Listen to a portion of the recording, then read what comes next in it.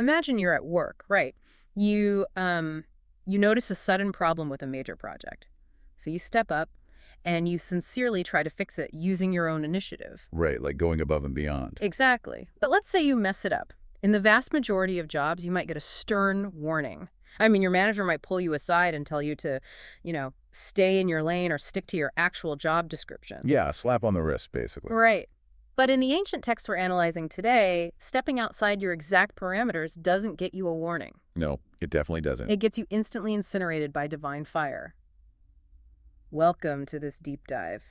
Today, we are taking you into a highly strict, uncompromising theological perspective on divine authority. Yeah, we are looking at a really fascinating framework built around the biblical story of Nadab and Abihu. Which is found in Leviticus chapter 10, right? Right. It's a narrative that aggressively challenges, basically almost every modern assumption we have about religious practice, personal intention, and, how we interact with authority. We're going to explore two massive, really provocative themes from the text. The first being the assertion that human sincerity is never a substitute for biblical faithfulness. And the second argument is that, according to God, silence absolutely does not equal permission. Okay, let's unpack this. Where does this theological framework actually begin? What sets this catastrophic event in motion? Well, the inciting incident happens right at the dawn of the Israelite priesthood. I mean, we're talking about the very first days of the tabernacle being operational. So everything is brand new. Exactly.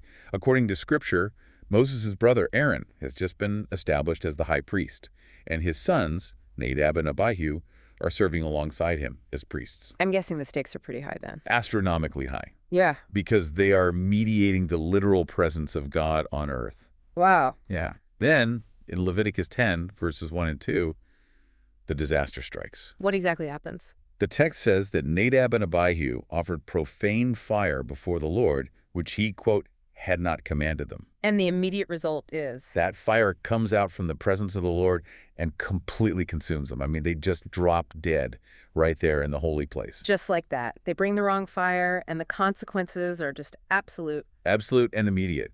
And the text we're analyzing today uses this really specific dramatic moment to build a massive critique of how modern religion operates. How so? Well, the argument presented is that a large portion of modern religious groups treat the Bible as a vague set of suggestions, rather than a strict blueprint. Like seeing it as more of an inspiration board than a rule book. Exactly. The text points to charismatic leaders who dictate entirely new practices based on their own feelings. Or entire ecclesiastical committees that sit down and edit religious frameworks to better suit modern tastes or cultural shifts. All right. And the followers of those leaders or committees generally just go along with it because it feels emotionally right. Or it seems to build a better community, so they assume that if their hearts are in the right place, the divine stamp of approval automatically follows. Yeah, the text argues that these people are incredibly sincere, but they are operating under the fatal assumption that sincerity equals approval. Let me represent the modern ear for a second here, because I really want to push back on that. Sure, go for it. Sincerity usually counts for a lot in human relationships. I mean, if I sincerely try to help a friend and make a mistake, my friend forgives me because of my intention. That's how we operate normally, yeah. Right. If sincerity is completely worthless in this framework, doesn't that turn religion into a cold, mechanical checklist? How does the text defend dismissing human intention so entirely? What's fascinating here is the text's assertion that, according to the biblical writer, God never actually asks for sincerity as the primary metric. Wait, really? Never? According to this view, yeah. He expects faithfulness. The text draws heavily on Jeremiah 6.16, where the prophet tells the people to stand by the crossroads, look, and ask for the ancient paths where the good way is, and to walk in it. But ancient paths can just be comfortable traditions. That's a common critique, yeah. We see that all the time where people refuse to change just because that's how we've always done it. Right. But the framework clarifies that these old paths are not valuable because of nostalgia. Okay, then why are they valuable? According to this view, the ancient paths matter because they are the explicitly revealed way of God. When human beings make changes without explicit permission. Even with good intentions. Exactly. No matter how profoundly sincere their intentions might be, they are effectively placing their own human will above the divine will. So it's about authority. Yes. Yeah. In this theology, sincerity does not have the power to create authority. I am looking at the mechanics of this, and it brings up a major question about the nature of their offense. Like, did God explicitly say, prior to this moment, whatever you do, absolutely do not use this specific type of fire? Good question. Because if I read through the preceding chapters, I don't see an explicit prohibition. It feels like they were caught in a trap of ambiguity.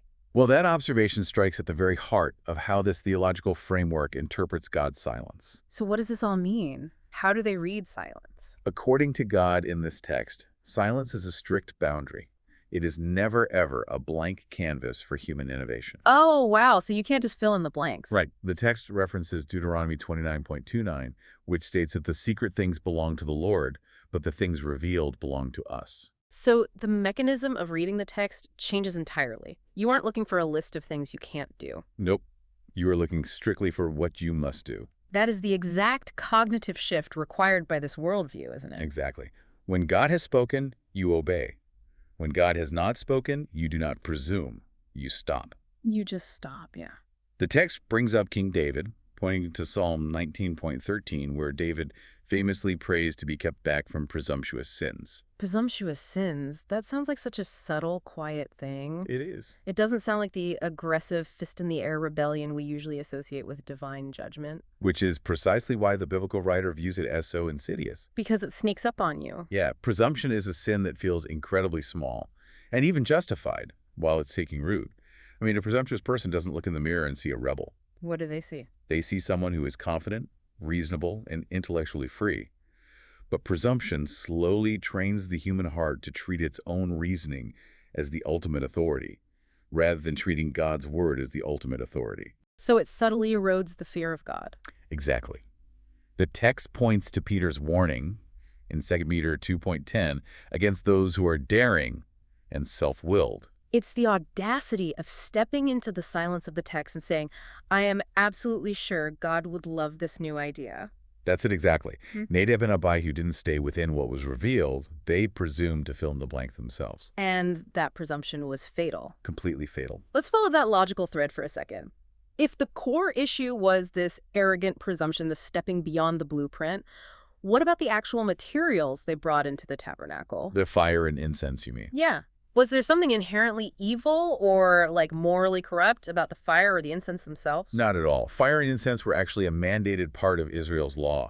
They belonged in the tabernacle worship. Oh, I see. Yeah, there's nothing inherently immoral about either of those objects. Let me try a metaphor here because I want to make sure I understand the mechanism of this authorization. Sure, let's hear it. Think about using a perfectly good kitchen knife to try and fix a car engine. The tool isn't inherently evil, but the application is entirely wrong and honestly dangerous. Or think about a modern legal contract, like signing a mortgage for a house. Okay, yeah. You sit down at the bank, and there is a very specific authorized set of terms. You can't just take a pen and write in a new clause that says the bank also owes you a free lawnmower. Right, even if you sincerely think it would help you maintain the property. Exactly. The pen isn't evil. The ink isn't demonic. Mm. But you are applying them in an entirely unauthorized way. The bank will void the contract because they only honor what was explicitly agreed upon and authorized by signature. That is a highly accurate way to look at it. So the text argues that things can be entirely harmless or even morally agreeable in ordinary daily life, but become completely unacceptable in religion if they aren't authorized by the pattern. Precisely. Just because a practice isn't sinful by nature doesn't mean it belongs in worship. Yet the text points to Revelation 22, which strictly warns against adding to or taking away from God's words, and 2 John 9, which warns against going beyond the teaching of Christ. So in this framework, a small addition is still a fundamental breach of contract. Yes, and the text we're looking at takes this ancient tabernacle standard and points it like a laser directly at the modern church. Right into the modern day. It applies this strict interpretive lens to oppose a wide variety of modern practices. It argues against using instrumental music in worship, burning candles, having women preachers, or the practice of sprinkling babies for baptism. Wow, that covers a lot of ground. It does. It even goes so far as to explicitly call out adding entertainment or recreation programs to a church's mission. It is somewhat jarring to think of a youth group eating pepperoni pizza as a theological battleground. I know, it sounds extreme to the modern ear. Because things like hosting a Baseball for Jesus camp, or having pizza parties in a fellowship hall seem, like incredibly wholesome, positive ways to build a community. They absolutely do. So how does a normal, fun activity become an unauthorized presumption? Well, we have to maintain our analytical distance here and look at how the text structures the argument. The author asks a simple question. Where is the command? The biblical command, you mean? Right. Where in the New Testament pattern did Jesus or the apostles tell the church to build recreation programs or host entertainment? So it's the silence argument again. Exactly. There is absolutely nothing wrong with playing a baseball game or eating pizza in your ordinary life. But according to this framework, just because those things foster good feelings and draw a crowd does not mean they are authorized as the official work of the church. So the standard isn't what delights human beings. Nope, the standard is strictly what has been authorized by the divine blueprint. Here's where it gets really interesting to me. Oh, yeah. We have established that the objects themselves weren't the problem and that their personal sincerity couldn't save them. But what was actually going through Nadab and Abihu's heads? The text brings up this fascinating point about the details that Scripture actively refuses to give us. Yeah, Scripture intentionally omits the exact motives of these two priests. Which is wild. We don't know the timing of their actions. We have no idea what their internal attitude was. We don't know if they were being maliciously, intentionally arrogant. Or if they're just casually careless because they're used to being around holy things. Which is incredibly frustrating for a modern reader. I mean, we're completely conditioned to want the psychological profile. We always want to know the why behind the crime so we can categorize it. Exactly. And the text argues that God leaves those psychological details out on purpose. Because if Scripture had provided their exact mental state, human beings would immediately use it to litigate their own circumstances. Oh, I see. We make excuses. We would look at the text and say, well, Nadab and Abihu did it with a rebellious, angry attitude. We are making our unauthorized changes with a loving, joyful attitude, so our innovation is perfectly fine. We would totally use their specific context as a loophole to bypass the rule itself. Exactly. By omitting the internal details, the lesson becomes purely and exclusively about respecting authority. It shuts down any attempt to argue that our modern cultural circumstances are different. But wait, doesn't the text highlight one highly specific contextual detail that often leads to historical speculation? Ah, yes.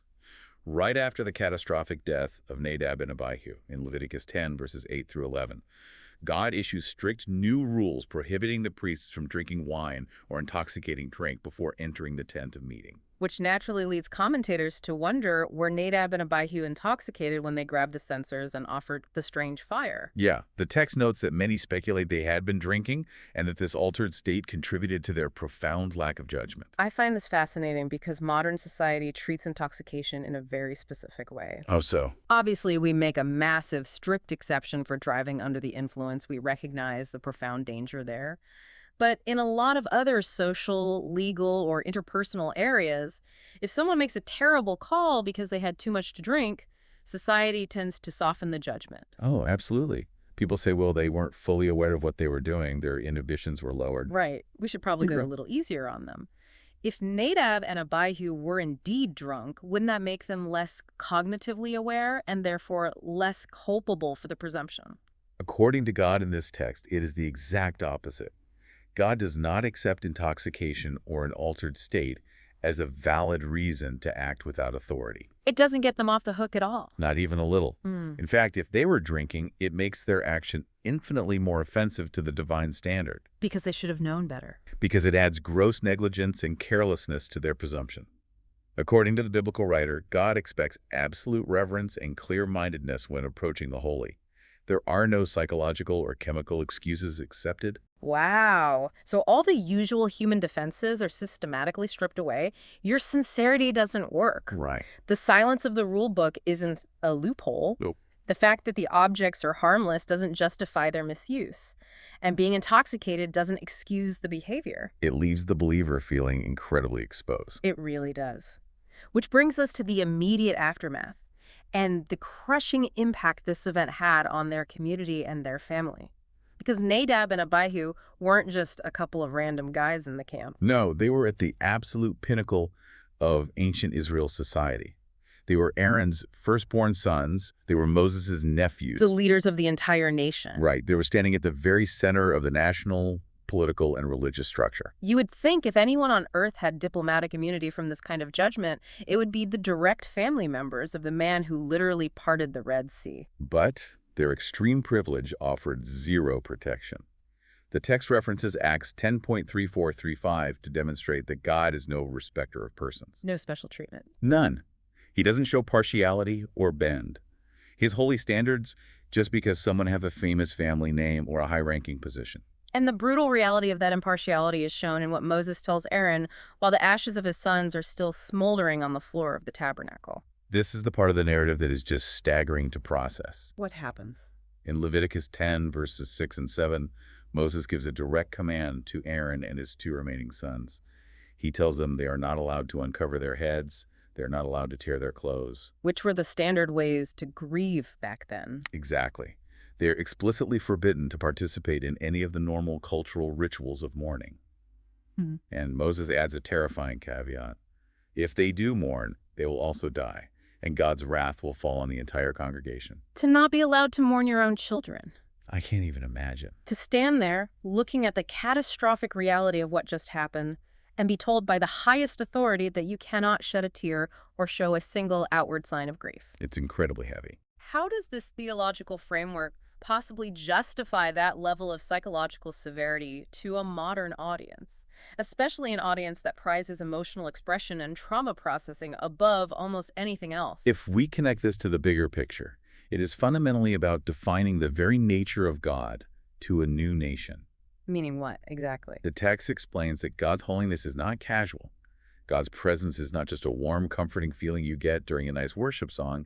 It is terrifyingly holy ground. It's dangerous. Yes. Okay. And according to Scripture, love and absolute loyalty to God must utterly supersede even the deepest human family ties. It sounds a lot like the harsh rhetoric we see later in the New Testament when Jesus talks about bringing a sword instead of peace. The connection is direct, actually. The text echoes the demanding words of Jesus in Matthew 10.37 and Luke 14.26, where he states that a disciple must love him more than father or mother, son or daughter. Wow. He warns that the true cost of discipleship will inevitably create division, even in the tightest, most intimate family relationships. So Aaron's grief had to take a back seat. According to this view, God is not being needlessly cruel to Aaron in that moment. He's teaching the entire priesthood and the nation watching them about ultimate loyalty. The sheer severity of the judgment is meant to magnify the absolute, unbending holiness of God. Aaron lost 2 sons in an instant, but God's law remained entirely intact. That's the core message. It is a worldview that demands total, unflinching submission, regardless of internal pain, relational cost, or emotional devastation. It is uncompromising. Okay, we have covered a massive amount of incredibly heavy, complex theological ground today. We really have. Let's recap what we've discovered in this deep dive. We have explored a framework that draws a profound, uncrossable line between human sincerity and biblical faithfulness. Right. Sincerity might be a wonderful human trait for building earthly relationships, but according to this text, it has zero currency when it comes to navigating divine authority. We have also unpacked the demanding mechanics of how this framework views Scripture. According to the biblical writer, God's silence is never permission to innovate. When the text is silent, it functions as a hard boundary, not an invitation for human beings to get creative with worship or church practice. And whether we were talking about an ancient priest bringing unauthorized incense into a desert tabernacle, or a modern church adding a pizza party to its official ministry mandate, this perspective asserts that altering the established pattern is a fatal presumption.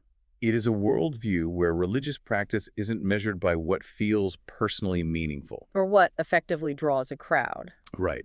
Or what seems harmless to society. It is measured strictly by adherence to what has been expressly, positively authorized. And the text grounds this uncompromising, highly structured stance in James 2.10, right? Yes, which states that whoever keeps the whole law and yet stumbles in one single point has become guilty of all of it. That is quite the burden. Now, the writer notes this isn't meant to maliciously crush people under an impossible psychological burden, but rather to teach a deep, abiding, almost trembling reverence for the Creator.